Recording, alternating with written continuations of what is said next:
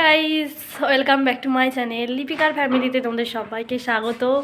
সকালবেলায় বাসি কাজটা সব হয়ে গেছে, এইমাত্র ঠাকুরকে পুজো করে এলাম রান্নাঘরে। তো চা করা আছে, কারণ সকালবেলায় করে মাকে দিয়েছিলাম। তো এবার চাটা গরম করব, করে আমি নিজে খাবো। তো চাটা গরম করতে সুধার্ণ সুধার্ণ মনে হয় বাচ্চাদের সাথে আমার পিসির বাড়ি গেছে মনে হয়।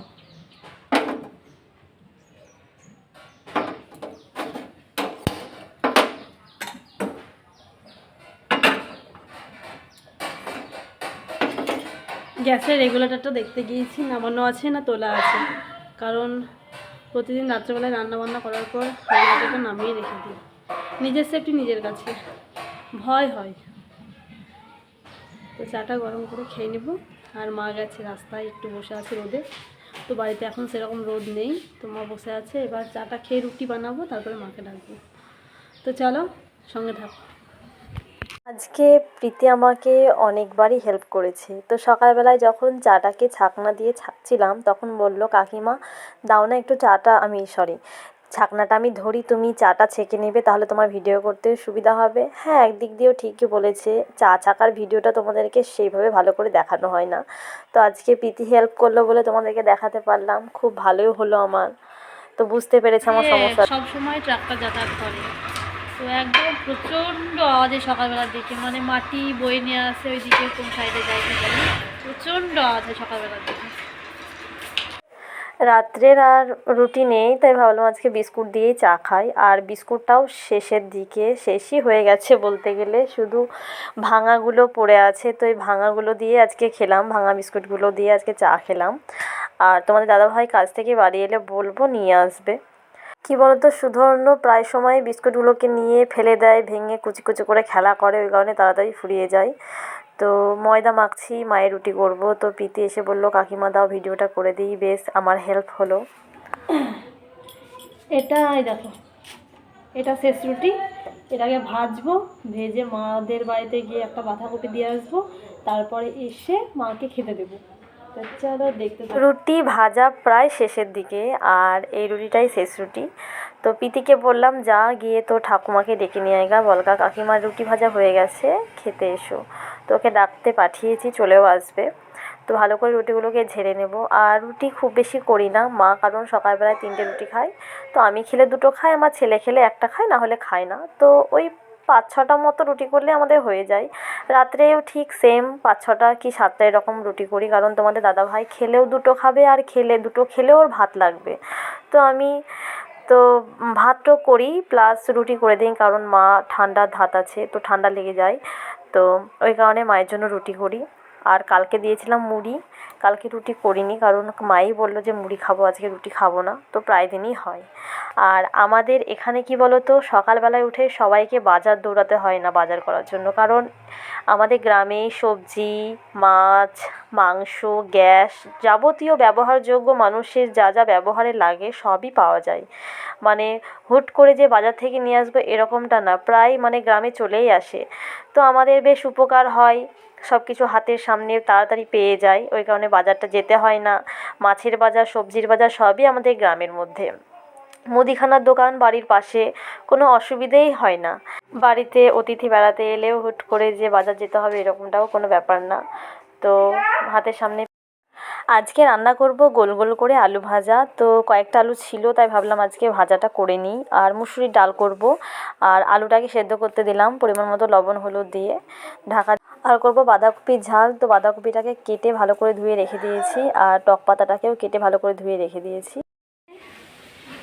আজকে অনেক কটাই তরকারি হবে, কারণ বাঁধাকপির ঝাল করব, টক পাতা নিয়েছি টক করব, গোল গোল করে আলু ভাজবো। আলুটা পড়ে আছে, যদি না খাই তো মনে থাকবে না, তো ভাবলাম করে ফেলে আজকে, তো শেষ হয়ে যাবে। আর সয়াবিনের একটু গামাখা করে তরকারি করবো, আর মুসুরির ডাল করবো। হ্যাঁ, আর কালকে দিদি বড়ি দিয়ে গেছে, ভাজা বড়ি, তো ওটা ভাজবো। মেন কারণ ডালটা করার ওই ভাজা বড়িটা ভাজা, তো ডাল না হলে ওটা ভালো লাগবে না, ডালের সাথেই বেশ ভালো লাগে ভাজা করে খাবে। তো চলো নানা। আলু ভাজার আলুটা সেদ্ধ হয়ে গেছে, আর আগে আমি বাঁধাকপির ঝালটা করে নেব, আলু ভাজাটা একটু পরেই করব। তো কড়াই গরম হয়ে গেছে, মশলাও দিয়ে দিয়েছি। তো বাঁধাকপির ঝালটা ফার্স্টে করে নেব, তারপরে আলু ভাজাটাকে ভাজবো। তো এখানে দেখছি একটা লঙ্কা ভালোভাবে মানে মিক্স আপ হয়নি মিক্সার মেশিনে, তো ওটাকে আবার ফেলে দিলাম।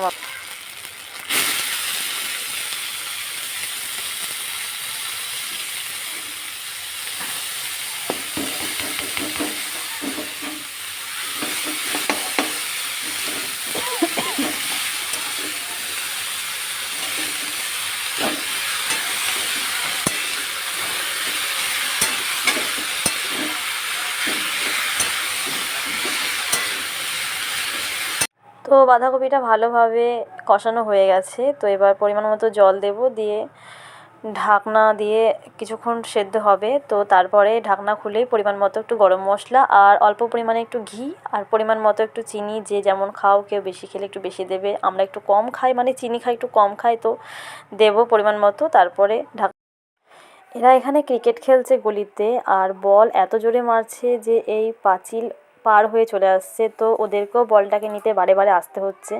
তো আমি বলছি যে এত জোরে বল মারিস না, বারে বারেই পাঁচিল পার হয়ে চলে আসছে, এখানে পোকামাকড় থাকবে, জঙ্গল, তাও কথা শুনছে না, কে কার কথা শোনে। আর বাঁধাকপি ঝালটা হয়ে গেছে, ভাবলাম সয়াবিনটা তেলে ভেজে নিই, কারণ আলুটা সেদ্ধ হয়নি, কারণ এক সাইডে ভাত হচ্ছে, একদিকে সয়াবিন ভাজছি, তো ভাতে আলুটা সেদ্ধ করতে দেওয়া আছে। তো আলুটা ভালোভাবে সেদ্ধ হলে ভালো হবে, তো না হলে অনেকক্ষণ ফোটানো হলে সেদ্ধ করার জন্য আলুটাকে, তো কালারটা চেঞ্জ হয়ে যাবে, কেমন হলদেটে হলদেটে ভাবটা চলে আসবে, ওই কারণে ভাবলাম আগে করে নিই। তারপরেই আমি মুসুরি ডালটাকে বসিয়ে দিয়েছি, আর মুসুরি ডালে ফোড়ন দিয়েছি কাঁচা লঙ্কা 3টে, একটু পেঁয়াজ কুচি, একটু রসুন থেঁতে করে দিয়েছি, আর পরিমাণ মতো একটু কালো জিরে দিয়েছি। আর এগুলোই আমি মুসুরি ডাল করলে দিই, আর সামান্য পরিমাণে হলুদ দিই, কারণ সামান্য পরিমাণে হলুদ দিলে বেশ কালারটা ভালো লাগে। আর মুসুরি ডাল কী হয় বলো তো, আমার সঙ্গে একটু বেশি পরিমাণে হলুদ পড়ে গেলেই কেমন লালচে লালচে হয়ে যায়, তো খুব ভয়ে ভয়ে হলুদটা দিই, অল্প পরিমাণেই দিই। তো মুসুরি ডালটা আমার পুরো রেডি। আর এই দেখো এদিকে সয়াবিনটা করছি, আজকে একটু গামাখা করেই করব, ঝোলটা কম করব। আর ধনেপাতা যেহেতু বেশি পরিমাণে নিয়েছিলাম, তো বেশিরভাগ অংশটা আজকে এই সয়াবিনের তরকারিতে দিয়ে দিয়েছি, তো খেতেও খুব সুন্দর হয়েছিল। তো একটু সামান্য পরিমাণে জল দেবো, দিয়ে ফোটাবো। দুপুরবেলা খেয়ে দিয়ে রিলস ভিডিও বানাচ্ছিলাম, তো প্রচুর রিলস বানিয়েছি, বানিয়ে ইউটিউবেও মানে আপলোড দিয়ে দিয়েছি, ইনস্টাগ্রামেও দিয়ে দিয়েছি। আর এই আলনাটাকে সরিয়ে রিলস বানাচ্ছিলাম, তো আলনা সরিয়েছি, আলনার উপরে বসে আছে ছেলে, দেখতে পাচ্ছ তোমরা, তাকা তাকা বাবু। তো পুরো টায়ার্ড, তো এবার দেখি যাব বাইরে। তো আর বানাবো না আজকে, অনেক প্রচুর বানানো হলো। আর তোমাদের দাদাভাইয়ের জন্য ভাত বসাবো, ভুলেই গেছি যে ভাত বসাতে হবে। তো চলো, আমাকে কেমন লাগছে আজকে শাড়িটা পরলাম, খুব পছন্দ করে কিনেছিলাম জানো এই শাড়িটা। তো এই দেখো কালারটা খুব সুন্দর, তো তোমরা প্লিজ কমেন্ট করে জানিও কেমন লাগছে শাড়িটা পরে আমাকে।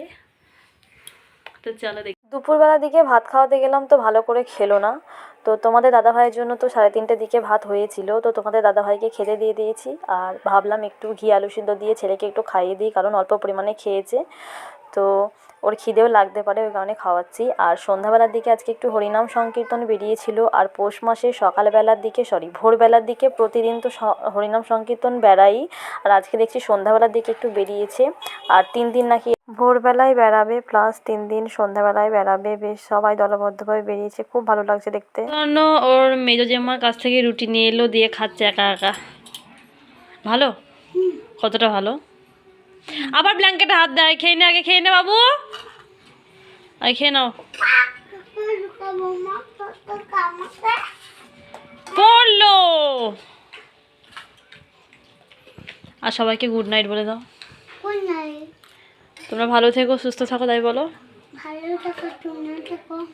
সুস্থ। Bye bye. তো সুধর্ণ আজকে গুড নাইট বলে দিয়েছে তোমাদেরকে, তো আমি আর নতুন করে বলার কিচ্ছু নেই।